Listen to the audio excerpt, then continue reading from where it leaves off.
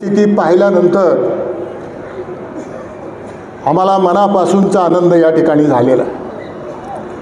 आपण सर्वजण आपल्या उमेदवाराला आशीर्वाद देण्यासाठी, त्यांना समर्थन देण्यासाठी या ठिकाणी आपण उपस्थित आहात, त्याबद्दल मी माझ्या वतीनं अतिशय मनापासून आपल्याला आभार मानतो आणि धन्यवाद देतो। येत्या 20 तारखेला आपल्याला या निवडणुकीला सामोरं जायचं आहे आणि ही निवडणूक हे आपल्यासाठी अतिशय महत्त्वाची निवडणूक आहे,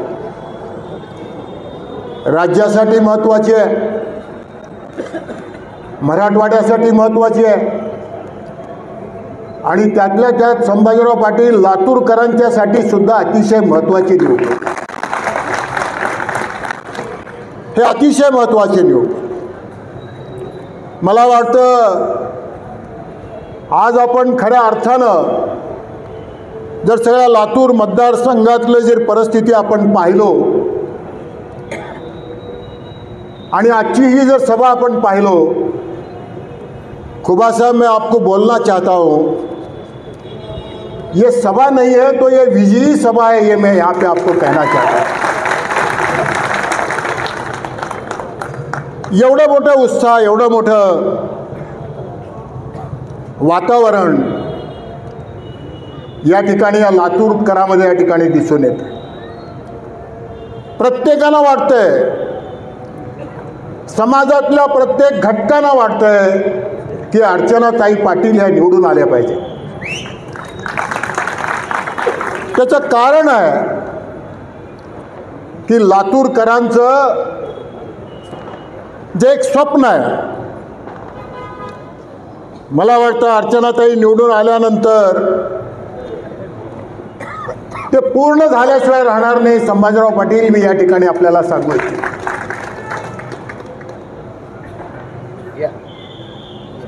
या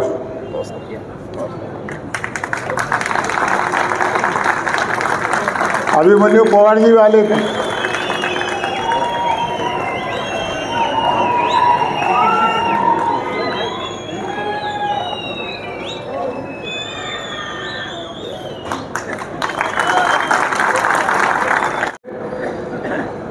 आपल्याला अतिशय सद्विवेक बुद्धीला स्मरून आपल्याला ठिकाणी मतदान करायचं।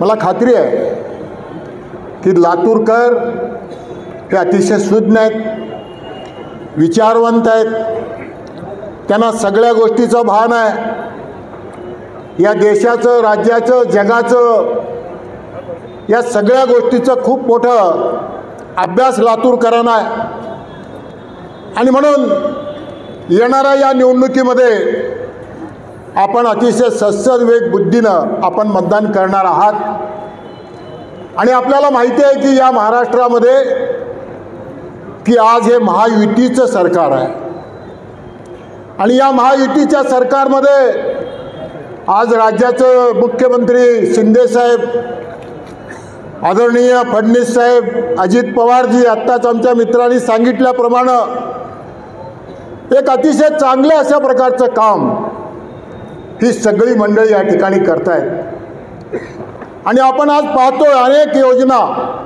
मग ती लाडकी बहीण असेल, शेतकऱ्यांच्या बाबतीत असेल, शिक्षणाच्या बाबतीत असेल, आणि या 2-2.5 वर्षाच्या कालखंडामध्ये एक लोकाभिमुख सरकार म्हणून आज त्यांचं या ठिकाणी या राज्यामध्ये खूप मोठ्या प्रमाणामध्ये कौतुक होतं। एक लोकाभिमुख सरकार, खरं म्हणजे सरकार कसं असावं ह्याचं एक चांगलं उदाहरण जर आपल्याला घ्यायचं असेल तर मला वाटतं आजचं हे सरकार आहे की ज्यांनी या समाजातल्या प्रत्येक घटकाला न्याय देण्याचा सातत्याने या ठिकाणी प्रयत्न केला आणि म्हणून नेहमी निवडणुकीमध्ये आपण मतं मागत असताना कधीही चांगल्या विचाराला आपण मत मागितले, विकासाच्या मुद्द्यावर आपण मत मागितलंय, कधी निवडणुकीमध्ये तू मैमे कधी आपण केलं नाही। ही लातूरकरांची परंपरा आहे, ही संस्कृती आपली आहे आणि म्हणून आजही आपण या ठिकाणी एखादा चांगला विचार घेऊन आम्ही आपल्या समोर आलेले आहोत आणि विकासाचे मुद्दे घेऊन आपल्या समोर आलेले आहोत। मला वाटतं या सभेच्या नंतर आपले मित्र अजून अनेक सभा घेतील, कारण वक्त्याची संख्या फार मोठी आहे आणि म्हणून अनेक वेळा आपण बोलत राहू। परंतु आजच्या या सभेमध्ये मी आपल्याला नम्रपणाने सांगू इच्छितो, अर्चना ताईला मतदान म्हणजे देशाच्या पंतप्रधान नरेंद्र मोदीजींना मतदान आहे। अर्चना ताईला मतदान म्हणजे या महायुतीचे सरकार एकनाथरावजी शिंदे, देवेंद्रजी फडणवीस आणि अजित पवारजींना मतदान आहे। विकासाला मतदान आहे आणि मी नम्रपणाने आपल्याला सांगू इच्छितो, अर्चना ताईला मतदान म्हणजे शिवराज पाटलांना मतदान आहे।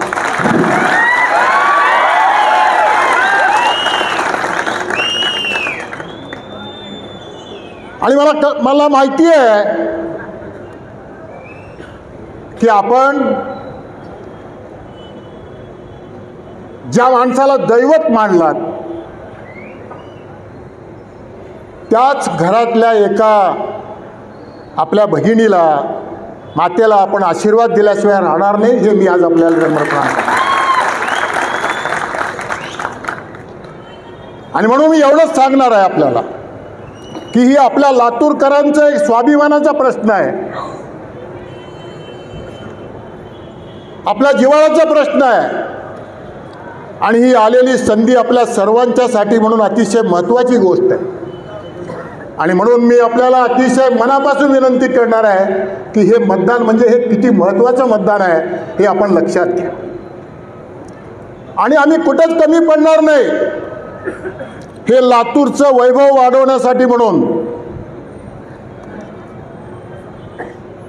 ज्या लातूरकरांच्या या सगळ्या गोष्टीमध्ये ज्या घराण्याचं वैभव म्हणजे योगदान आहे, काय शैलेशजी बरोबर आहे की नाही, गुरुनाथजी, त्याच्यामध्ये या सगळ्या गोष्टी आमच्यामध्ये आहेत, आम्ही कुठेच कमी पडणार।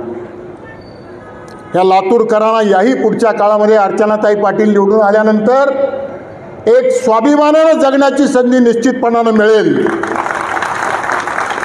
हे मी नम्रपणाने आपल्याला या ठिकाणी सांगू इच्छितो। आणि म्हणून मी आपल्याला एवढंच विनंती करतो की आपण हे उद्याचं निवडणूक या विचारानं या निवडणुकीकडे आपण पाहावं, या दृष्टिकोनातून आपण पाहावं आणि अतिशय मोठ्या मनानं आमच्या या भगिनीला आशीर्वाद द्यावं, एवढी विनंती करतो आणि थांबतो। जय हिंद, जय महाराष्ट्र।